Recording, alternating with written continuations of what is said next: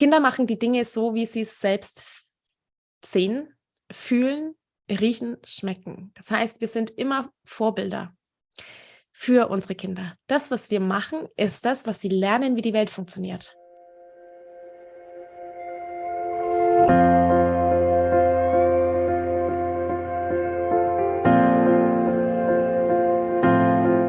Hallo und herzlich willkommen bei Loslassen und gemeinsam wachsen, deinem Podcast rund um bewusste und bedingungslose Elternschaft.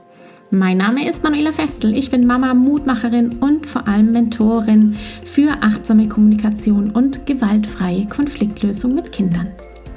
Und genau darum geht es auch hier in diesem Podcast. Ich zeige dir, wie du deinen Weg in eine bewusste, authentische und bedingungslose Elternschaft findest und Konflikte schließlich mit deinem Kind achtsam, respektvoll und gewaltfrei lösen kannst. Ganz ohne Schimpfen und Bestrafen. Bist du bereit? Na, dann lass uns loslegen. Hi, herzlich willkommen. Schön, dass du wieder da bist im Podcast Loslassen und gemeinsam wachsen. Heute habe ich ein tatsächlich kniffliges Thema mitgebracht für dich, nämlich die Situation, in der wir unser Kind beobachten, wie es andere nachäfft oder vielleicht sogar uns selber nachäfft. Die Herausforderung in dieser Episode ist tatsächlich die Entdeckung der Frau, die mir diese Frage im Q&A aus meinem 12-wöchigen Mentoring-Programm Gemeinsam wachsen gestellt hat, nämlich derart, dass sie erkannt hat, dass ihre Kinder letztendlich dieses Verhalten nachzuäffen von ihrem Papa entdeckt haben. Wie gehe ich also jetzt dann in der Paarbeziehung um diese Art des Miteinanders anzusprechen, ohne dass sich mein Partner kritisiert fühlt oder tatsächlich belehrt fühlt? Ich hoffe, dass du in dieser kniffligen Episode heute das ein oder andere mitnehmen kannst und vor allem, liegt mir wirklich sehr am Herzen, immer dein eigenes Herz offen hast für dein Gegenüber, dass dein Herz geöffnet ist für Mitgefühl für dich selbst, für dein Kind und für deinen Partner und achtsam in Form von Sprache und Handlung und wohlwollendem Miteinander Wege und Lösungen findest, um eigene Themen, die in uns lebendig sind, langsam an die Oberfläche zu bringen, zu entdecken und tatsächlich dann am Ende auch zu heilen. Ich wünsche dir viele Erkenntnisse bei dieser Episode. Bei uns ist das Nachäffen auch ein großes Thema. Oft werden wir Eltern nachgeäfft. Vorrangig, wenn wir wütend werden und zum Beispiel Samuel soll mit etwas aufhören, äfft er uns nach, wie wir es sagen, wenn er total genervt ist, weil er anderer Meinung ist. Auch bei den Kindern untereinander, wenn beide voneinander genervt sind, äfft meist sie ihn nach und umgekehrt. Manchmal auch aus dem Nichts. Heute sind wir nach Hause gekommen, Samuel hat sich schon angezogen. Ich bin mit Selina schnell aufs WC, sie musste dringend und plötzlich äfft Samuel sie nach. Sie wurde dann verrückt und sagte, er solle aufhören, was ihn natürlich animierte, weiterzumachen. Dann schaukelt es sich hoch. Was mir aufgefallen ist, mein Mann äfft die Kinder auch oft nach, wenn sie anfangen zu weinen und in seinen Augen wegen nichts. Ich sage ihm, er solle es unterlassen, sie schauen sich das bei ihm ab. Er spielt es runter. Wie kann ich den Kindern nun zeigen, dass ich das nicht will? Sie finden es ja selbst auch doof, nachgeäfft zu werden. Mein Mann ist beratungsresistent. Wenn eines der Kinder meinen Mann nachäfft, scheint ihn das ganz schön zu triggern und er steigt von 0 auf 180. Mich nervt es auch, wenn ich es nicht stoppen kann, vor allem wenn es dann zwischen den beiden eskaliert. Ich sehe tatsächlich da ein strukturelles Problem, beziehungsweise du schreibst es ja schon, du weißt selber, woher es kommt. Kinder machen die Dinge so, wie sie es selbst sehen, fühlen, riechen, schmecken. Das heißt, wir sind immer Vorbilder für unsere Kinder. Das, was wir machen, ist das, was sie lernen, wie die Welt funktioniert. Fertig.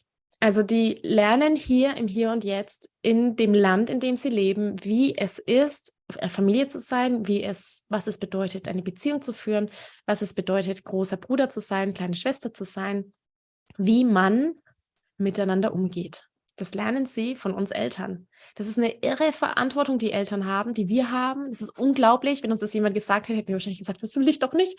Ja, weil es uns gar nicht so bewusst war. Und gleichzeitig ist es so ein großer Schatz, weil die Kinder uns alles spiegeln, weil die uns aufzeigen, welche Themen in uns verschlossen sind, wo wir unser Herz zugemacht haben und wo wir uns noch entwickeln können zu dem viel besseren Ich, das wir eigentlich sind. Und ich sehe die Herausforderungen hier in dieser Situation ganz deutlich, in der du steckst, weil du weißt, dass da sicherlich dein Mann eine Rolle spielt bei dem Nachäffen. Super, super wahrscheinlich. Du sagst auch, mein Mann ist beratungsresistent. Das ist jetzt so, dass ich mit dir überlegen möchte, welche Möglichkeiten du hast, weil dein Mann hat sein Herz nicht offen. Ich mag dir mal kurz den Blick von deinem Mann geben. Dein Mann hat sicherlich auch von seinen Eltern gelernt, nachzuäffen oder vom älteren Bruder oder so. Also auch aus seiner Ursprungsfamilie, also in Klammern für dich, wie war denn die Kindheit von deinem Mann? Weißt du da was? Wie ist denn die Beziehung zu den Schwiegereltern, zwischen dir und den Schwiegereltern und deinem Mann und den Schwiegereltern? Klammer zu. Dein Mann hat definitiv in dieser Zeit, in der Kindheit auch die Erfahrung gemacht, nachgeäfft worden zu sein. Man fühlt sich da ziemlich kacke mit dem Nachäffen. Deine Kinder fühlen sich kacke, wenn sie es gegenseitig aneinander machen und ihr fühlt euch auch nicht gut. Warum fühlen wir uns nicht gut? Was macht es mit uns? Warum finden wir das doof, wenn jemand uns nachäfft? So für dich mal zum Klären, was stört dich? Was passiert da? Irgendwie hat es was mit Respektlosigkeit zu tun, im Sinne von, ich nehme den anderen nicht so an, wie er ist. Und in dem Moment, wo ich nicht annehmend bin, Nicht-Annahme, ja, das erkennst du, das Wort kommt auch in den Modulen vor, wenn ich nicht annehmend bin, denke ich ja, ich bin besser als der andere, du bist falsch und ich bin okay. Für denjenigen, der falsch ist, im Sinne des Erwachsenen, für den ist es ein großer Schmerz. Es ist immer für Kinder ein Schmerz, wenn Eltern ihnen das Gefühl sind, sie sind nicht in Ordnung.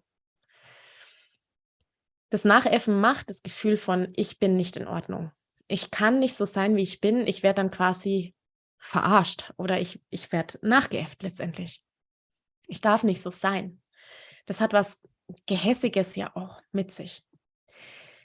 Wir sind dann in dem Moment, oder die Kinder sind dann in dem Moment, wir Menschen sind in dem Moment Objekte. Wir werden objektiviert. Wir werden wie ein Objekt behandelt. Ja, nicht mehr wie ein Subjekt. In dem Moment, wo wir nämlich in einer Subjektbeziehung sind, gehe ich respektvoll mit dem anderen um. Wenn ich aber ein Objekt bin, dann wird über mich gemacht, man beurteilt mich, man äfft mich nach. Das ist schmerzhaft, objektiviert zu werden, wie ein Ding zu sein. Und findet zu 90% ständig statt, dass wir wie Objekte behandelt werden. Auch wir Erwachsene werden wie Objekte behandelt. Wenn du beim Arzt bist zum Beispiel, bei deiner Geburt. Es gibt sehr viele Momente im Alltag, wo du als Erwachsene ein Objekt bist und im Miteinander, was wir so gestalten, wie wir miteinander gestalten, sind wir oft Objekte. Wir führen oft Objektbeziehungen. Du bist hier, weil du Subjektbeziehungen lernen willst, weil du lernen willst, Subjekt-Subjekt-Beziehungen aufzubauen, dass du okay bist, dein Kind okay ist, dass ihr gleichwürdig miteinander umgeht, dass jeder seine Würde wahren kann, sein Gesicht wahren kann, dass Respekt da ist fürs Miteinander, auch wenn ich die Meinung des anderen nicht teile. Dass ich eine Haltung entwickle, die in mir sagt, ich bin okay und der andere auch. Und ich muss nicht über den anderen urteilen, ich muss ihn nicht bewerten. Ich darf das, was er macht, total doof finden und doch finde ich Lösungen. Für Erwachsene wie jetzt auch für Kinder.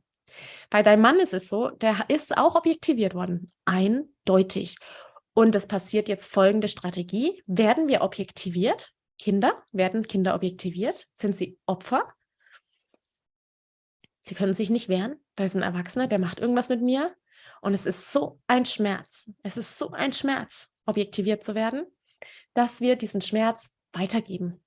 Wir geben den weiter, ungefiltert. Kinder geben den ungefiltert weiter und Erwachsene auch, bis zu dem Moment, wo sie sich dessen bewusst sind und bereit sind, hinzuschauen.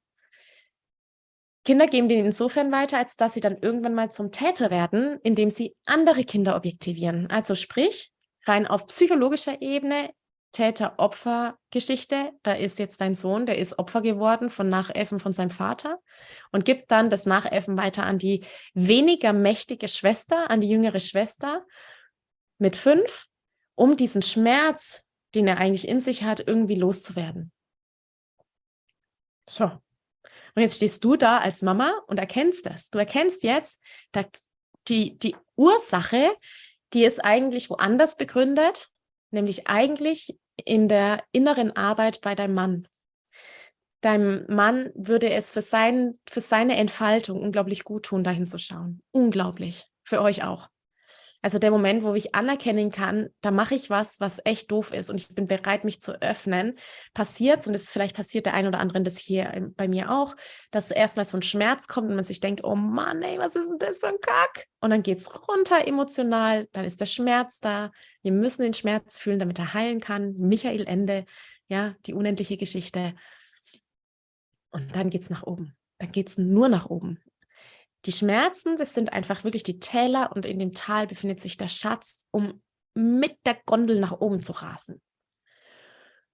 So, du schreibst aber, dein Mann ist beratungsresistent. Das habe ich ganz oft, dass die Partner einfach sagen, das ist alles ein Kack, alte Erziehung quasi vorherrschend ist, dass sie da nicht bereit sind hinzugucken und da kannst du nichts machen. Wenig machen. Du kannst schon was machen. Man kann theoretisch als Medium und im Spirituellen kannst du schon was machen. Das erzähle ich euch vielleicht mal im Gruppengespräch, sonst wird es irgendwie ein bisschen zu lang und zu viel. Ja, erinnere mich gerne dazu. Du kannst es visualisieren, ja, wie es sein soll. Das auf jeden Fall, ja, das gebe ich dir jetzt doch immer gleich mit. Also visualisieren, wie du es wünschst, dass es sein soll, was es mit dir macht. Das ist wirklich das ganze Visualisieren im Unterbewussten.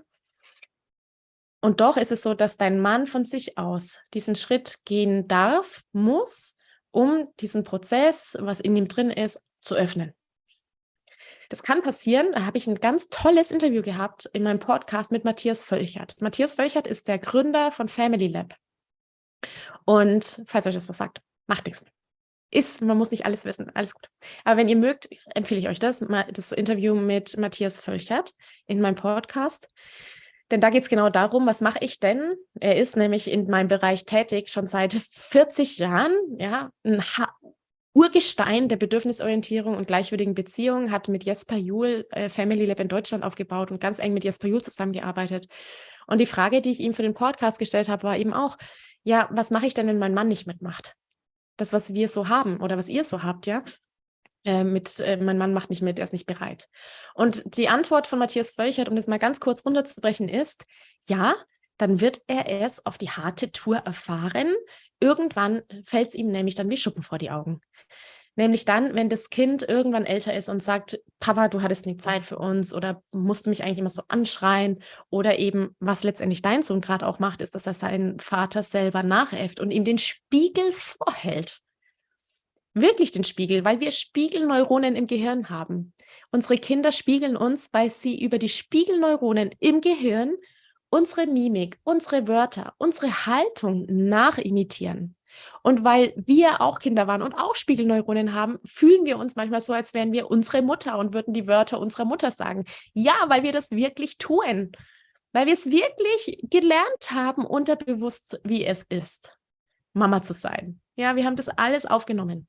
Und in dem Moment hält dein Sohn den Spiegel wortwörtlich deinem Mann hin. Bis er es sieht. Bis er es sieht. Was du da machen kannst, ist kleine Tropfen zu verteilen, kleine Samen zu säen und zu sagen, Mensch, jetzt hat er dir den Spiegel vorgehalten. Es ist aber kritisch. Also es kommt darauf an, wie eure Beziehung ist, wie viel hält dein Mann aus, wie gut könnt ihr ins Gespräch kommen. Ich hoffe, dass das alles wundervoll ist und ihr da gute Gespräche dazu führen könnt. Von deinem Wort, er ist beratungsresistent, höre ich eher, dass er da verschlossen ist, dass es eher schwierig ist. Es macht Sinn, mit deinem Mann darüber zu sprechen. Es ist nur sinnvoll, mit deinem Mann dazu zu sprechen und zu sagen, was es mit dir macht. dass du nicht ihn beschuldigst, weil das ist genau der Schmerz, den er hat. Er ist als Kind und vielleicht auch als Erwachsener und auch jetzt noch beschuldigt worden, nicht gut genug zu sein. Wenn du sagst, weil du den nachäffst, macht er das auch, macht es wieder Schmerzen. Das ist ja genau das, was wir nicht wollen, was ich auch nicht will, dass du hier lernst, sondern dass du sagst, was habe ich gesehen? Was habe ich gehört? Was spüre ich? Was brauche ich? So, Schatz, heute ist dies und jenes passiert. Und dann habe ich wahrgenommen, wie du das heruntergespielt hast, vielleicht gar nicht Effen, ja, wie du es heruntergespielt hast, das Weinen von Samuel. Und dann habe ich heute beobachtet, wie Samuel das Weinen von der Selina runterspielt. Und ich habe gemerkt, wie betroffen ich bin, wie sehr mich das emotional packt, zu sehen, was wir beibringen und wie sie es dann in die nächste Generation quasi beibringen. Also, dass ich denke mir gerade was aus, aber letztendlich, dass du sagst, was es mit dir macht. Ist es so wichtig, dass wir bei uns bleiben, auch in der Paarbeziehungskommunikation. Was macht es mit mir? Was habe ich beobachtet? Und dann weißt du, ich möchte Lösungen dafür finden. Ich möchte, dass sie was lernen. Was möchtest du, dass Samuel und Selina lernen? Wie möchtest du, dass es ist? Welche Ziele habt ihr für eure Kinder? Wie soll es sein? Und da ihm letztendlich so Tropfen gibst, drüber nachzudenken. Gleichzeitig wichtig, du bist in einer Liebesbeziehung, Susanne, zu deinem Mann. Du bist nicht der Coach. Denn in dem Moment, wo du zum Coach wirst, zum Mentor wirst, rutschst du schnell auch in die Mutterrolle rein. So, mein Junge, ich habe dir doch gesagt, ich möchte nicht, dass du mein Kind nachäffst. Ja, und dann fühlen sich die Männer zu Recht wie von einer Mutter belehrt, weil das kennen sie ja, wie das ist, von einer Mutter belehrt zu werden. Und es ist nicht deine Funktion als Frau. Du bist seine Liebesbeziehung. Ihr seid ein Team, ihr seid eine Familie. Ihr habt gemeinsame Ziele. Ihr wollt irgendwo hin. Du bist nicht Coach und Mentor. Wenn er bereit dazu ist, könnt ihr euch austauschen, ihr könnt Konflikte lösen, ihr könnt miteinander wachsen, aber du bist nicht in der beratenden Funktion seiner inneren Konflikte. Und das ist was von ihm als Tür geöffnet werden darf, in ihm als Tür geöffnet werden darf, damit er da bereit ist, diesen Weg zu gehen. Genau. Was du machen kannst, ist mit deinen Kindern noch, bevor ich dann wieder schließe, ist, dass du mit deinen Kindern darüber sprichst. Und zwar ehrlich. Kannst du dir überlegen, ob es sich gut anfühlt für dich, dass du sagst, weißt du, ich sehe das, dass der Papa das macht und ich mag das beim Papa auch nicht. Ich mag es bei keinem Menschen. Ich mag es weder beim Papa, noch bei dir, noch bei der Selina. Und auch erklärst, warum. Das hat ja auch wieder was mit Mitgefühl zu tun und so. Ich möchte, dass jeder so sein kann, wie er ist. In seiner Stimme, in seinem Aussehen, in dem, was er sagt, macht und denkt. Jeder ist okay. Du bist okay. Du bist wertvoll. Ich bin wertvoll. Vielleicht helfen da auch passende Bücher zum Selbstbewusstsein stärken oder Affirmationen, die ihr miteinander lest. Ich bin Affirmationen. So, dass einfach das Selbstbewusstsein da bei deinen Kindern gestärkt wird und du auch sagst, dass du das ungünstig findest, dass der Papa das so hat. Und vielleicht können deine Kinder sich überlegen, wie sie dem Papa helfen können, dass er das auch lässt. Zum Beispiel. Da sind Kinder viel kreativer als wir, ganz oft. Und es bringt sehr viel Authentizität rein, sehr viel Persönlichkeit, sehr viel Menschsein. Ja, der Papa ist kein Gott und die Mama ist auch kein Gott. Und die Karten auf den Tisch zu legen, hat auch was, weil ich mich da öffne und sage, es gibt viele Dinge, die wir als Eltern irgendwie nicht gut hinkriegen. Und eins ist, dass der Papa das auch für sich so gelernt hat. Und vielleicht können wir das als Familie schaffen, dass wir das nicht miteinander machen. So grundsätzlich, weil ich mir respektvollen Umgang mit allen wünsche.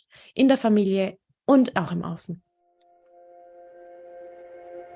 Eine der ganz, ganz vielen Fragen, die ich immer wieder bekomme, ist es, was mache ich, wenn mein Partner anders erzieht als ich? Und genau dazu möchte ich dich zu meiner Live-Masterclass, meinem Live-Vortrag am 22.06. einladen. Er heißt Mein Partner erzieht anders als ich, wie ihr als Paar eine achtsame Erziehung gemeinsam gestaltet. Ich werde dir hier in diesem Vortrag Einblicke geben in die Rolle der Partnerschaft. Natürlich auch Einblicke, was Vatersein bedeutet und was Muttersein bedeutet, wie ihr gemeinsam Führung und Verantwortung für eure Beziehungen habt und gestaltet und natürlich auch Einblicke geben in die ein oder anderen Konflikte, die es da so gibt. Im Anschluss an meinen Live-Vortrag gibt es außerdem eine Q&A-Session. Das heißt, wenn du live dabei bist, dann hast du noch die Möglichkeit, direkt Fragen dazu zu stellen. Mehr dazu findest du in den Shownotes und natürlich auch auf meiner Seite sprachzeichen.de. Ich freue mich, wenn du dabei bist.